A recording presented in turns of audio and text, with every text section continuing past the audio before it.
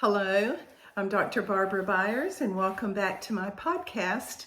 Today I'm going to be talking about being shielded by the Lord. You know, God is always working to transform us, always doing something and showing us what's going on in our heart and what He wants for us. And so recently He showed me something that was going on in my heart. It was an area of fear that caused me to delay and freeze my responses.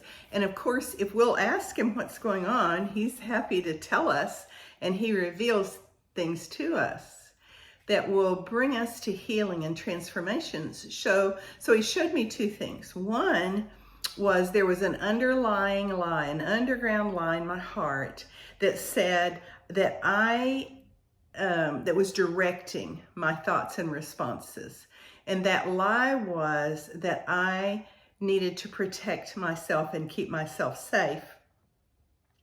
The second thing was He showed me how that lie acted as a shield, acted as my protection. It was actually self-protection as a device that I thought I was keeping safe by hiding behind. And you know, we're either going to provide our own safety, keep ourselves safe as best we know how, or we're going to trust Him to keep us safe, which includes, of course, giving us the wisdom on knowing how to stay safe. So I just wonder, you know, how many times I've run to my own safety rather than asking Him, trusted my own means, leaned on my own understanding rather than asking Him to provide for me. And when we do that, we will descend into anxious, introspective thoughts about the past or the future and automatically go into some form of self-preservation. And that's really the opposite of the baptized life He's called us into. He's called us to die with Him and to live with Him, and our own unaided understanding doesn't work well with that scenario. And where and if we're not dying to self, we're not participating in our own destiny and the fullness and beauty of it. So I recognized what He was showing me. I repented of the lie. I repented of the fear. And then He said, because He always, once He plucks up a lie, He replaces it with the truth, if we'll ask. And then He said to me, I want to be your shield. Well, that's not something I'd ever even thought of. And so He led me to Genesis 15:1, where He said to Abram, do not be afraid, Abram. I am your shield and your very great reward. So that's a choice to not be afraid. And that's a choice to make God our shield and to believe that He is our reward. So I laid down my shield and I've asked the Lord to start teaching me about this and to show me when I'm lifting up my own shield. So as I started to investigate the idea about shield, what I saw historically was that for centuries this shield has been used.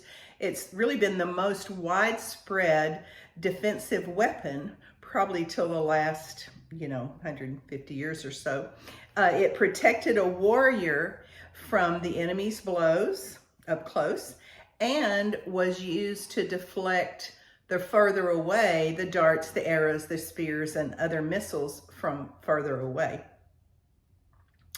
So shields are used to intercept and block specific attacks, whether from close range weaponry or projectiles such as arrows. They provide protection also. If you're standing next to someone with their shield, then you literally close ranks with them, like shoulder to shoulder, which is how it ought to be in church, where any time of combat engagement, there's that kind of protection. And a shield's substance and strength is what keeps us safe and gives us the confidence that we can withstand attack after attack after attack. These aren't little bitty shields we're holding up, okay? So a shield protects us from danger and risk, and it can enclose us, and it certainly reduces the impact of any exposure we take. We get safeguards, sheltered, security from this. And some of the families of old would have a crest designed for their family, and they would put that crest on their shield. I really love that idea because it told people the banner you were fighting under, who was your Lord protector. And so I thought about that, and as I thought about it, I just, with my holy imagination, imagine my large shield that I hold up, and the crest was a lion, the Lion of the tribe of Judah.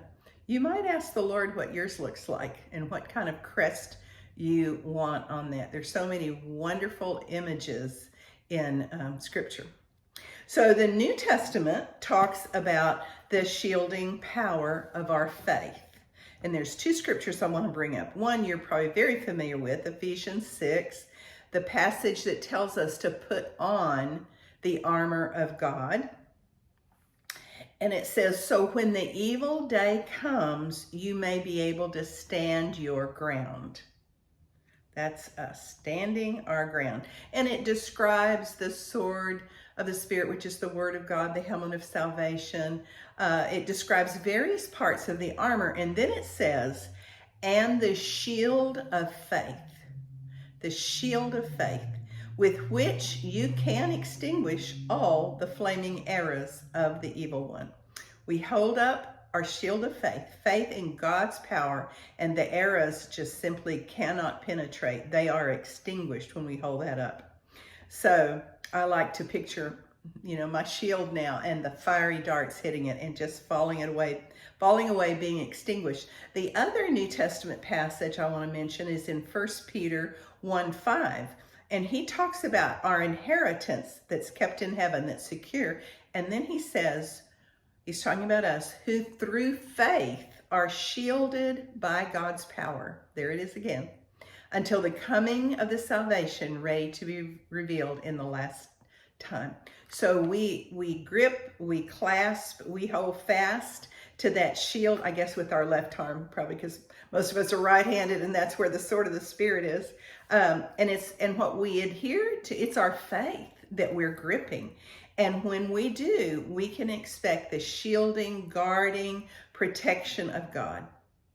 So what does it mean to say God's our shield? I don't know if you've ever thought of that before. I don't think I ever had. God is our shield is an image throughout the Old Testament, particularly in the Psalms. And the shield is, as I mentioned, protection, armor, defense, buffer, safeguard. As a verb, it means to protect, to guard, to defend, to shelter, to screen. So we see it mostly in the Psalms and some other passages. And the third Psalm, it's just one of my favorite verses about this. It says, but you, O Lord, are a shield about me, my glory, and the lifter of my head. He's the shield about us. Psalm 18:2, verse 2 and verse 30. The Lord is my rock, my fortress, my deliverer, my God, my rock, in whom I take refuge, my shield, the horn of my salvation, my stronghold. And then he shields all who take refuge in him. He shields us as we trust him. Psalm 28:7, the Lord is my shield and my strength and my shield. In him my heart trusts. Why wouldn't we trust him? My goodness. If we really see him as our shield. Psalm 84:11, the Lord is a sun and a shield. Psalm 91:4, he will cover you with his pinions. Under his wings you'll find refuge. His faithfulness is a shield and buckler. The buckler is just the little small shield that sometimes is attached to the wrist. We have the large one. And then some other verses. I mentioned Genesis 15:1. Abram, I'm your shield. Your reward shall be very great. Put your name in there. I've been putting my name in there. Barbara, I am your shield. Deuteronomy 32:10. In a desert land he found him, in a barren and howling waste. He shielded him and cared for him, guarded him as the apple of his eye, like an eagle that stirs up its nest and hovers over its young, that spreads its wing to catch them and carries them aloft. I love the imagery of all that, how God hovers over us, catches us, and finds us in terrible places and shields us. Zechariah 12:8, on that day the Lord will put a shield. The Lord himself is placing the shield about the inhabitants of Jerusalem, so that the feeblest shall be like David, and the house of David shall be like God. So let's look at David for just a minute, because he wrote a lot of the Psalms where he talks about God being his shield. You know, he was a warrior king, encountered lots of warfare, so he knew what it was like to have a shield as a protection.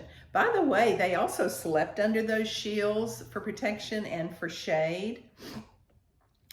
And there were years, you know, when Saul hunted him, and then after Saul was gone, his own son Absalom turned on him and tried to wrest the kingdom from him. And here's what David said, again, Psalm 3:3, you, O Lord, are a shield about me, my glory, and the lifter of my head. You know, when we make that fundamental choice, we're going to follow Jesus. We march under his crest.